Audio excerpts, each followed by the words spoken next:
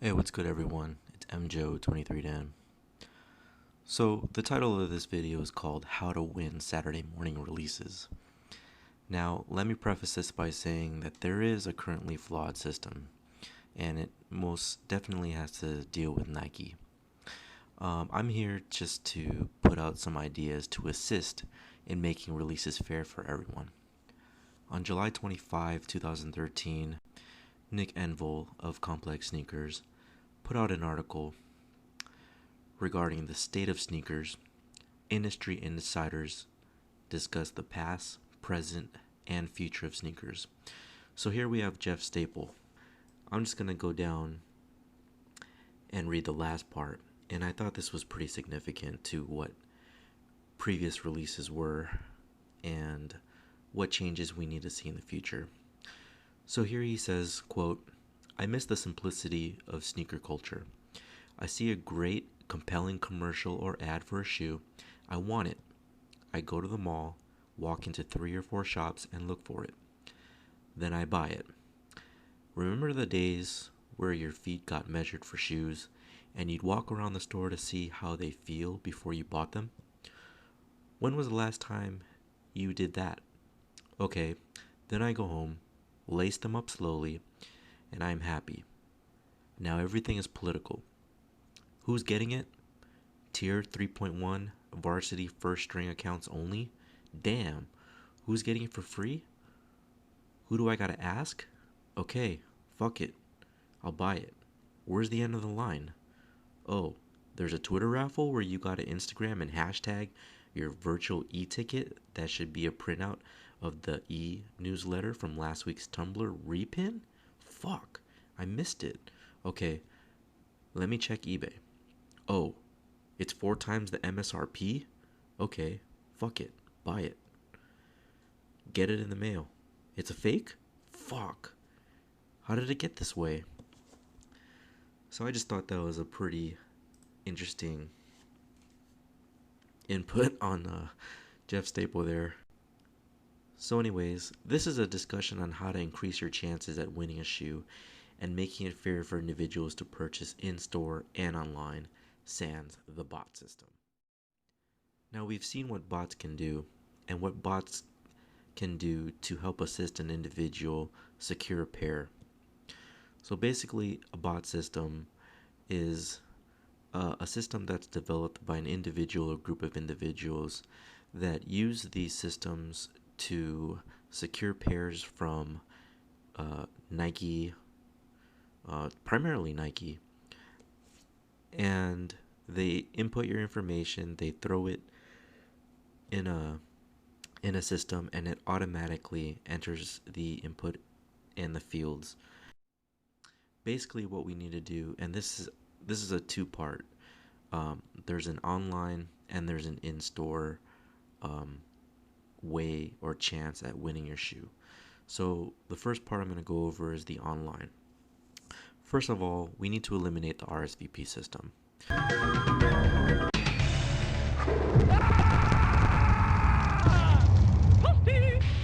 Scorpion wins.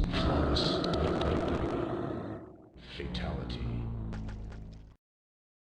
And include what's called CAPTCHA. What is CAPTCHA? CAPTCHA is spelled CAPTCHA, and it stands for Completely Automated Public Turing Test to tell computers and humans apart. So why does it work? And what is it used for? Well, it's used to deter automated systems, spam, filling out forms, etc. Anything what a bot would do. Basically, what you need to have in a CAPTCHA system is a direct input by a human. So for example, if I'm to register onto a website for the first time, I input my information, and at the end, to deter spam and those automated systems and whatnot, at the end there would be a CAPTCHA system. For example, the human would have to enter what is 2 plus 2, and then you'd have to enter in the answer, which is obviously 4. Another question would be something like, what is the sum of two numbers, 6 plus 6 divided by 2. Do you know the answer? Does a bot know the answer? No. You'd have to directly input that into the field. The answer is a 6 if you're thinking about it. Another one is an answer strike through words such as sneakerhead, and those are 2 words. So you would draw a line through sneaker and then another line through head, and sometimes that would be case sensitive, but just depending on how the website coordinates that, it's totally up to them. Another one that may or may not be a good idea is including color into a CAPTCHA. For example, you see here, or you don't see it if you are colorblind, is number 5 inside the circle. So you have red, yellows, greens, blues. It's going to be pretty hard, possibly for a human to pick that up if you are colorblind. Otherwise, I don't think a bot would be able to pick this up.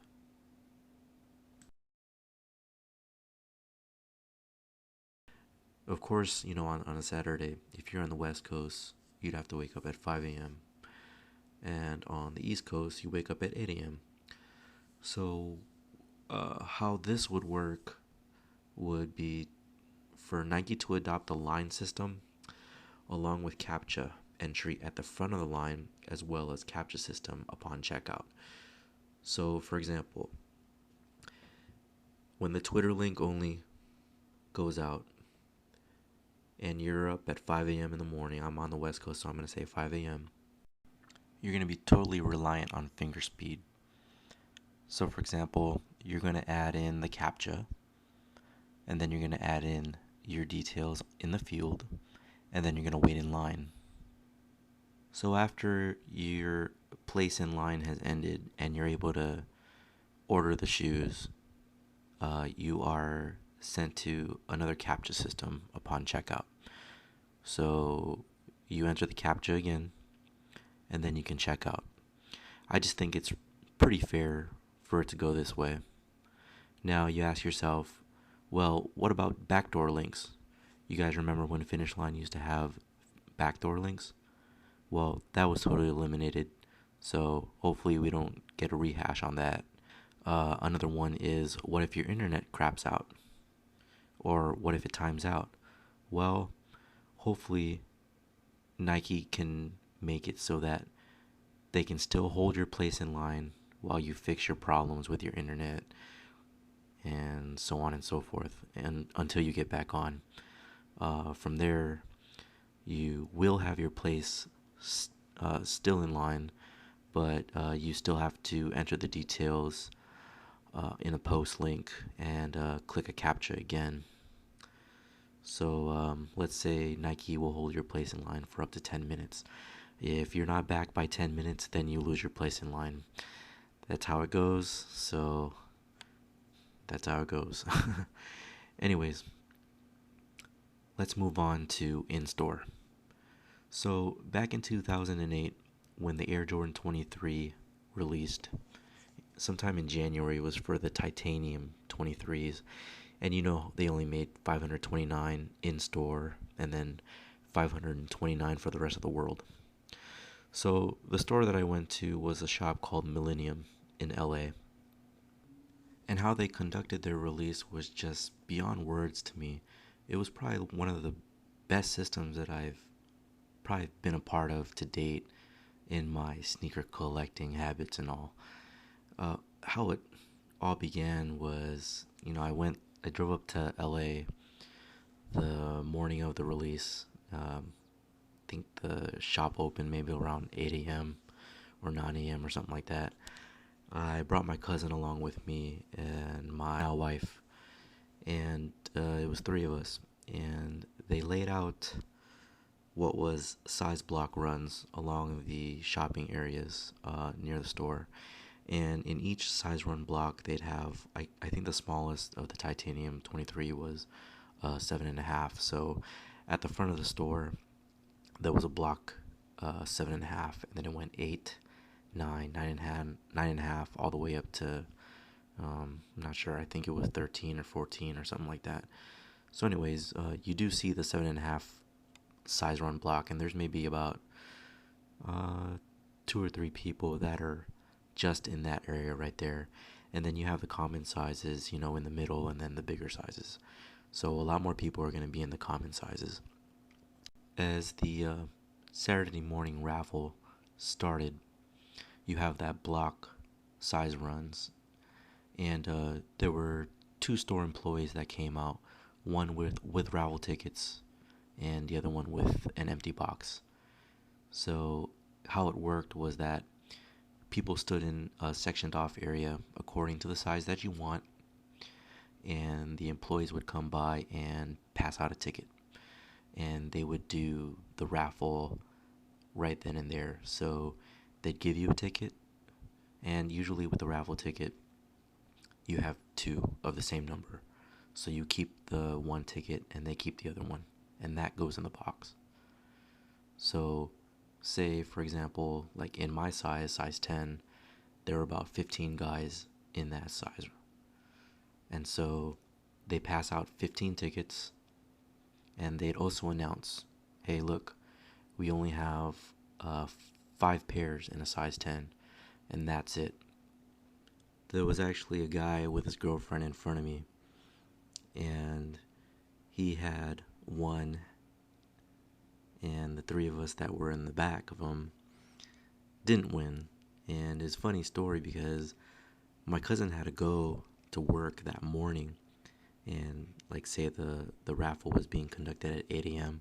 He still had to, and he lived in LA, so he still had to drive back home, get changed. He was in his PJs because I picked him up at maybe like 3 or 4 o'clock in the morning, and we like kind of mini camped out there. So anyways, he had to go to work, and he gave me his ticket. So I mean, that's a flaw in the system right there. I was fortunate enough not to get caught with 2 tickets in my hand, but per store, they can go ahead and keep the people in that size block run and tell them, you can't leave, or if you leave, then you don't have a chance at the shoes. So, anyways, to make a long story short, I ended up actually finding another pair on Soul Collector forums under the marketplace, and it was a dude from LA.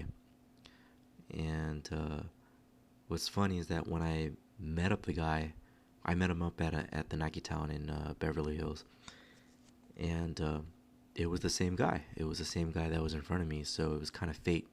So it was pretty awesome to get the shoes. So what if an individual brings their friends and family? Personally, to me, that's fine. It increases their chances. Hey, I did it. And if they wanted to strategize, actually we were thinking about doing this. Me and my wife stay in the size 10 line, and my cousin jump in the 10.5 line, because it's either or. It's up to the individuals on which size run block they want to stand in, and that individual only gets one shot to win. Say if you happen to win and your family or friends win, you just got lucky and have multiple pairs. So with that, I mean, you can still go home with double pair, multiple pair, or whatever. So I still think it's legit. It's a legit system. Bring in your friends and family. That's kind of the norm if you were to go to a sneaker release. So how do we know that an employee is not working with an individual to gain an advantage? Well, when they hand out the tickets, and they cannot be folded or creased by the individual that obtains it, as to gain an advantage by a known employee to enable them to pick up their ticket. So let's say person A is an employee and person B is a friend. Person B folds up the ticket, or like, I don't know, just some tactic for the employee to filter through the tickets and feel for which one was folded up or whatever. So I guess what you can do is do have that second employee there to make sure that the other employee is not violating any rules. So if that ever happens, the individual should be automatically banned from the store for future releases. And I would say the employee gets a warning. Now, if the employee does it a second time, that is grounds for termination, and I think that's fair. Other past methods of release used to be wristbands. Another one was that when they did get the wristband, the individual does have to come back at certain times to make sure that you still want the shoes and that you're just not bullshitting. That's kind of a hassle because, people are not going to be available throughout the day. Things come up, things happen, you have to run an errand, whatever. So a store would tell you that, hey, you should be within the vicinity because we are going to make unannounced announcements and say, okay, well, you need to get back in line. And you can't just simply do that. So, people have personal needs. They need to go eat, use the restroom, whatever. So wristbanding sucks. Same goes with special hand stamps, I guess. That was the second one that I've seen throughout the years. A person would come in, step in line, and employee would come in and stamp the individual's hand. And then, of course, they'd have to come back another time. But the special hand stamp was, I guess it was okay because, you know how if you were to legit check a $20 bill, you have those counterfeit machines. So you just stick your hand in, say, like a black light or something, and that image or whatever that was stamped on the individual would just be shown, and you can't replicate that in any way. It's just a special stamp that was made by the store. Another one that I saw that a store used to do was that the night before camp out or release day, somebody would be proactive and start a list of the people that are currently in line, so that if one of their friends, say at the front of the line, ended up saving a spot, which totally sucks, and I'm sure some of you guys have experienced that one way or another, and they decide that they want to jump in line, give that official list to the manager or the employee once the store opens. That way, they can officially go down the list and make a rundown of who exactly is present and in what order and so forth. And so that's it, guys. That's my take on how to win your Saturday morning releases. This is MJO 23Dan.